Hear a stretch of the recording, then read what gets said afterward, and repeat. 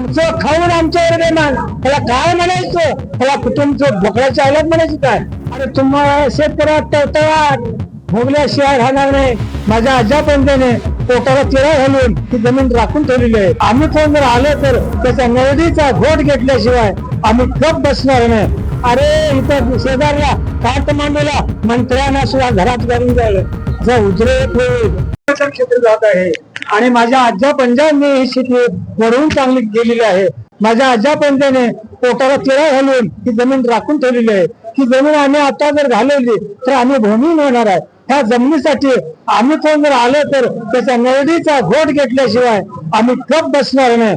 आम्ही आमच्या हक्काची जमीन आम्ही घालू देणार नाही. आमची जमीन म्हणजे आमची काव्या आहे, आमचं काव्याचा एक तुकडा आहे. हे जर आमचा गेला तर आयुष्यात आम्हाला काय मिळणार नाही. आमची जमीन गेली तर पैसा आमच्याकडे राहणार नाही.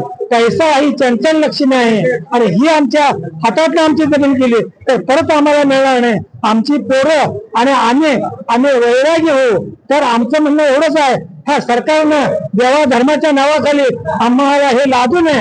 तुम्हाला जर देव धर्मावर करायचं असलं तर तिकडे कुठेतरी करायला हवा. हे महाराष्ट्र शाहू फुले आंबेडकरांचं महाराष्ट्र आहे. शाहू फुले आंबेडकरांनी तर आम्ही शेतकऱ्याला वाचवलं. शेतकरी हा अन्नदाता आहे. अरे शेतकरी हे राजा आहे आणि शेतकऱ्याला जर तुम्ही भिकारी बनवायला लागला तर तुमचं कपाळ करून तर कोण नाही.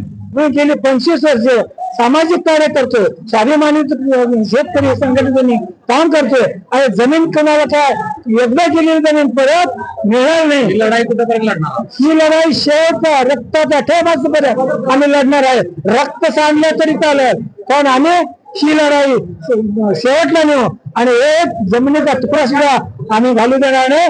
जर कोण सरकारी जर आला तर त्याला आम्ही सांगू, अरे इथं शेजारला काठमांडूला मंत्र्यांना सुद्धा घरात घालून जायला जर उद्रेक होईल. महाराष्ट्र कोल्हापूर सगळं वेगळा आहे. शेतकरी तयारी आहे का ते? शेतकरी जीव गेला तरी तयार आहे. शेतकरी अन्नदाता आहे. हा शेतकऱ्याला मारू नका. अरे तुम्हाला शेतकऱ्यात तळतळाट भोगल्याशिवाय राहणार नाही. अरे तुम्हाला लकवा मारेल. आमचं खाऊन आमच्यावर बेमान, त्याला काय म्हणायचं? त्याला कुटुंबचं बोकड्याच्या आल्यात म्हणायचं काय? आम्ही राबतो म्हणून तुम्ही खाता, त्याची तुम्हाला जाणीव असलं पाहिजे. तुम्हाला आम्ही कधी सेल सोडणार नाही.